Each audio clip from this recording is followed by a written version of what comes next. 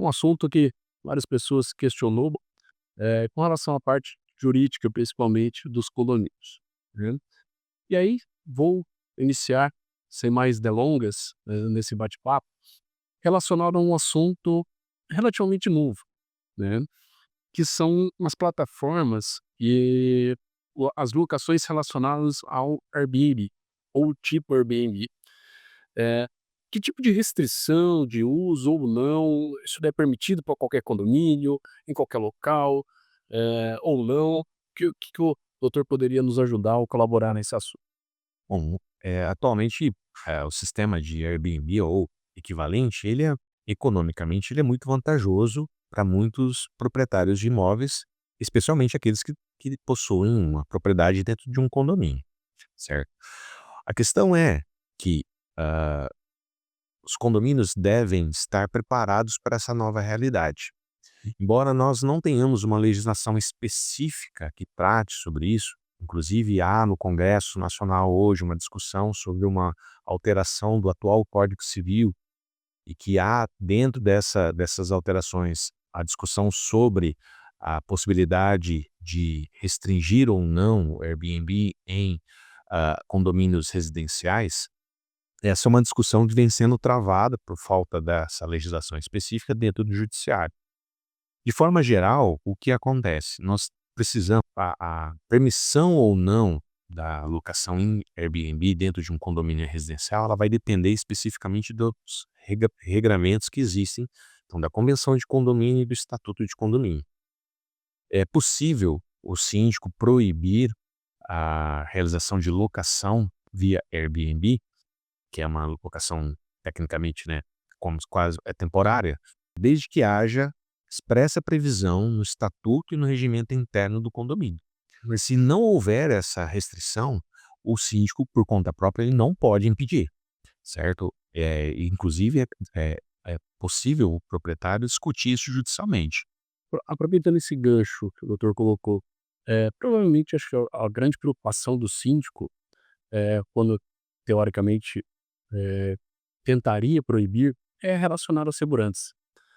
Eh, então aproveitando já desse gancho, depois o doutor puder colaborar, quais tipos de situação em que o síndico então, mediante uma situação que ele não pode proibir, que tipo de resguardo ou que tipo de situação que ele poderia fazer para que não gerasse um risco para o condomínio? Seria possível, não? É, o que acontece? O síndico vai poder, assim como acontece com qualquer outro morador, tá? Ele vai ter o direito de fiscalizar a utilização das áreas comuns. Perfeito? Dentro do condomínio. E se aquele visitante, seja ele que está hospedado, ah, como visitante rotineiro ou via Airbnb ou um parente que vem ali, se ele vai fazer uso conforme as regras do estatuto do condomínio, do regimento interno, as regras de utilização e convivência da área comum, certo? Então, o que ele vai poder fazer é verificar se existe alguma questão de risco ou não, se está fora das normas ou não.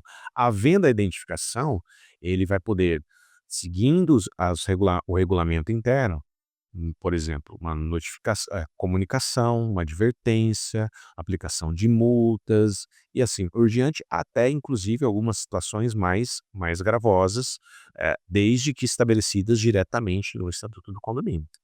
Nesse caso específico, a multa não vai direto para o proprietário.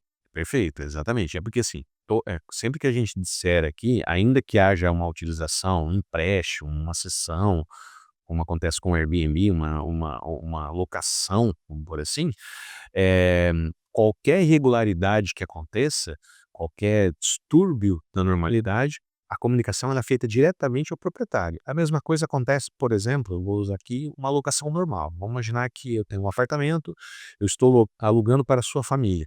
Lá por um contrato, a gente faz um contrato de 12, 24, 36 meses, né, independentemente do período, da periodicidade. Se eventualmente a sua família comete alguma falha, alguma falta que é contrária ao que foi estabelecido no estatuto, ela vai ser comunicada, evidentemente, ao proprietário. Inclusive, isso pode ser utilizado até pelo proprietário em certas circunstâncias, dependendo da gravidade, para rescisão do contrato de locação. tá? Essa Essa causa. exatamente. Claro que pelo contrato de locação, quem vai pagar a eventual multa é o inquilino, certo? Mas ela é direcionada diretamente ao proprietário, é ele que é o responsável direto em relação a qualquer circunstância de pagamento, multa, vinculada ao condomínio, porque a propriedade está no nome dele.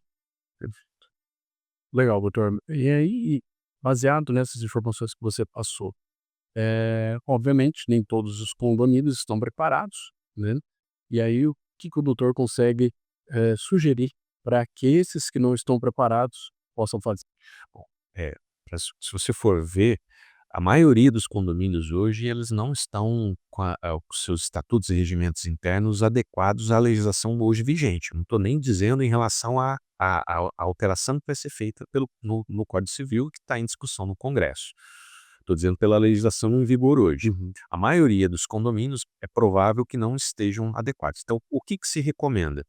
É que se faça uma análise, então haja uma contratação de um advogado especializado na área de direito imobiliário condominial, para que ele faça uma análise, do estatuto e do regimento interno e que faça uma sugestão, das alterações, para adequação. Entre elas, especificamente essa questão do Airbnb, que para que seja levado em assembleia de condomínio, especificamente essas alterações, e seja votado pela assembleia dentro de acordo com o quórum estabelecido no estatuto, para que seja discutido e votado essa situação. Se os condôminos eles concordam que vai se vedar todo e qualquer tipo de locação via sistema Airbnb ou equivalente, ou se vai ser permitido ou não que seja realizado dessas maneiras. Até porque, assim, existem muitos condomínios novos, especialmente, que as pessoas compram com intuito não de residência, mas de investimento, justamente visando esse ganho mais rápido que o Airbnb proporciona do que um contrato de locação normal, Sim. certo? E aí muitas vezes você se depara com essa situação às vezes o estatuto não prevê, ou fazer uma modificação ao longo do período, então isso é importante que isso seja definitivamente regulamentado e registrado, segundo as normas, estabelecidas pela legislação e pelo estatuto, justamente para que não haja essa surpresa.